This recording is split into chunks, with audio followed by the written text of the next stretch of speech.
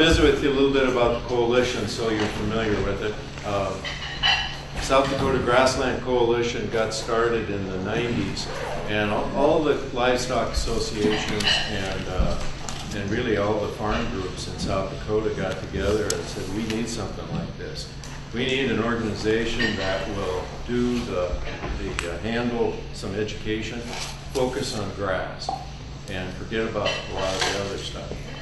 And there were some other federal monies that were supposed to come down to kind of help get it going and that kind of stuff. Basically, it got going, there was no money, and I got on about the time the board was looking at each other every meeting saying, gee, do you think we can do this one more month? And what happened was we stuck with it, and we started doing stuff like this. We had a demonstration project, actually, a rotational grazing demonstration project that we got started, and once that happened, grant money started coming in, and when we asked for grant money to do it, and we didn't have anything to show, you know, we couldn't get it. Once we had something on the ground, then we got money. And so we've just been going full steam ever since. The coalition is mainly about education.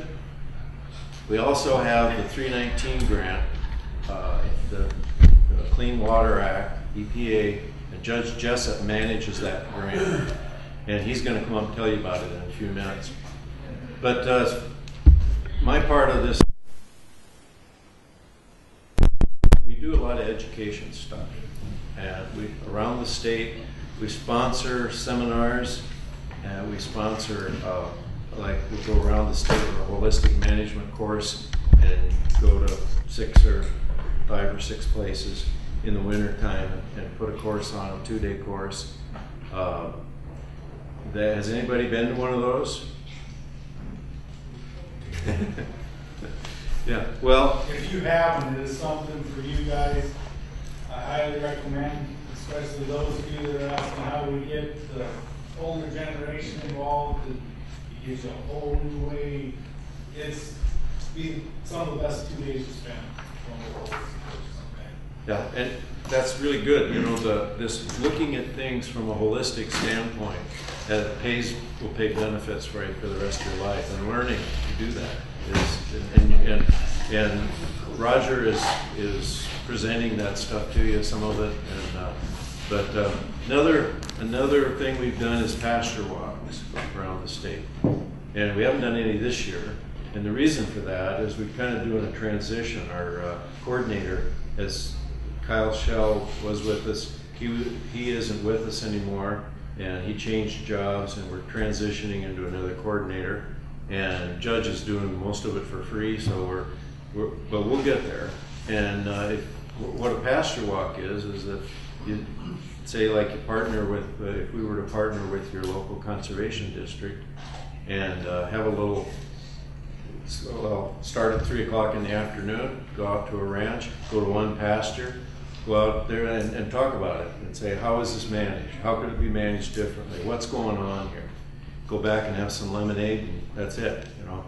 Well, I might try to sell you like a membership to the coalition or something, but that's what they're about. And if you're interested in having one in your community, contact one of us, and we'll try to get it done.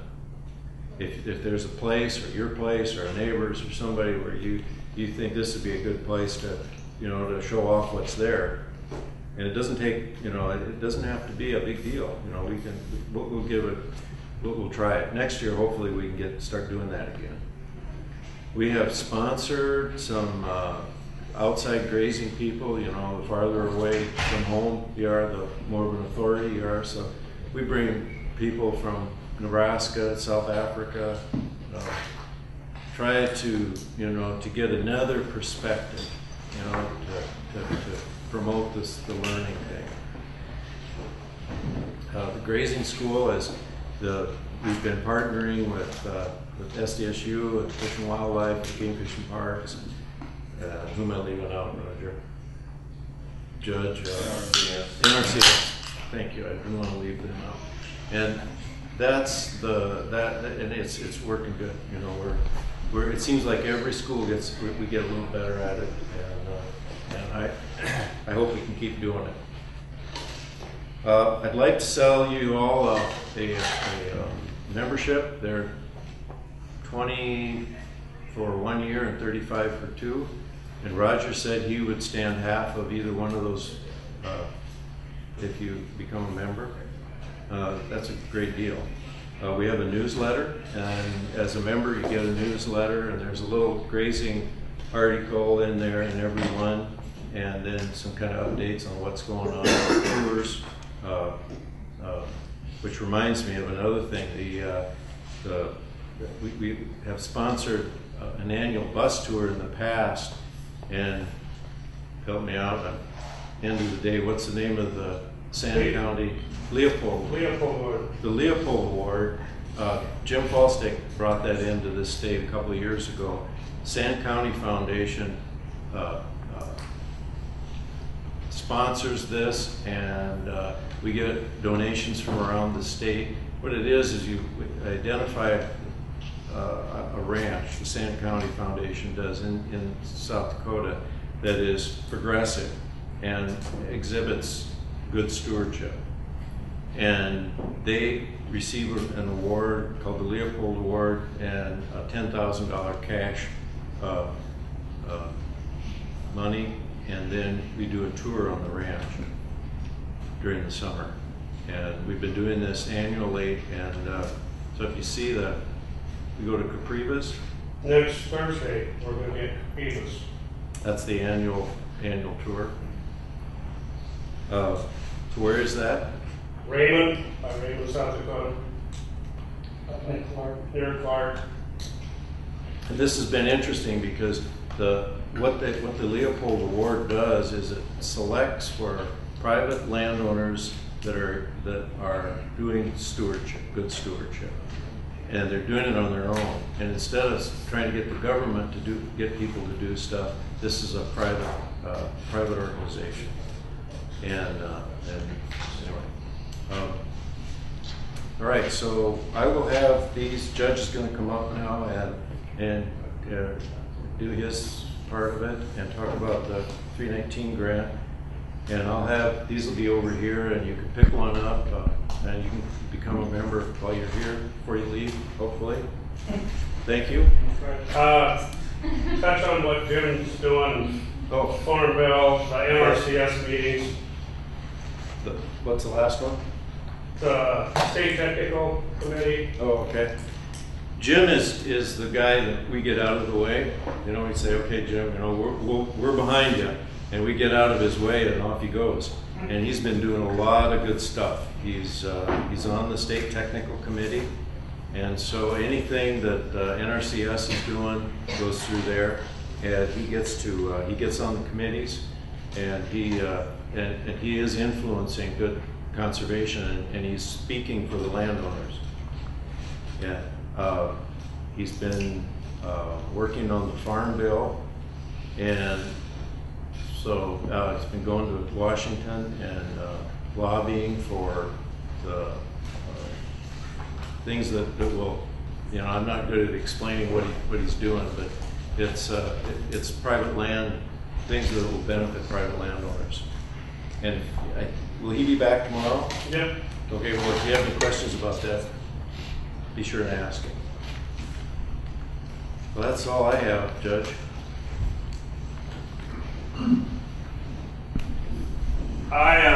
Judge Jessop, I'm from Fresh Oak, so I'm not an expert because I'm not more than 100 miles from home.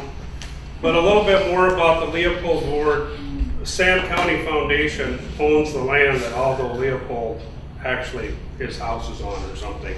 And this cash award, we were the 8th state to do it. There's Texas, Utah, Nebraska, and we're involved, the cattlemen are involved, but then is some of the sponsorships, and part of it is recognition, like Dan said. They also get a Leopold crystal about like that big, farm and ranch sign tour, and it's just more media exposure for people, you know, like, and I know we need to tell our side of the story, and that's what it's about. The Capriva tour will be next week. If you want to go near the Clark area, it's free to go. If you want to go, I just need to know so I can get a head count for meals. And I say my grant loosely, but the grant has got 3 parts. We do technical assistance, grazing assistance, not as a replacement for NRCS, in addition to, and a lot of our work has been east of the river just because NRCS doesn't have a whole bunch of people east of the river. Even though Rod is from east of the river. Another thing with this grant has been some tours and workshops like Dan talked about. And the third thing, the seed money for the first grazing school come through, quote unquote, my grant. So that grant's available to help. We're just a phone call away. The other thing, Leroy back there, he's the one that does all the hard work. I get to do all the glory work. That's your life, isn't it? Pretty much. But a little history on that. The only reason, the money comes from EPA in Denver, goes to South Dakota DNR, and DNR was not in favor of it at all. And the only reason it got funded in the beginning, it was extra. They had extra money, so they did it. So it was a 5-year grant, and they only gave us money for 2 years. I got hired in October '01, and after 2 years, they said, well, we just as well give you the rest of the money and let us go on our way, and they've been happy with what we're doing ever since. And I say we, I mean there's several people involved in that. I mean the board of directors and our other co-sponsors and that type of thing. So it's been fun. The next thing we're going to have is Kathy Voth. This will be the first week in December. We're going to have her start in the hills someplace, probably Murdo, probably here, and then in Brookings that week. And she has livestock for landscape. Yeah, livestock for landscape. You can Google her.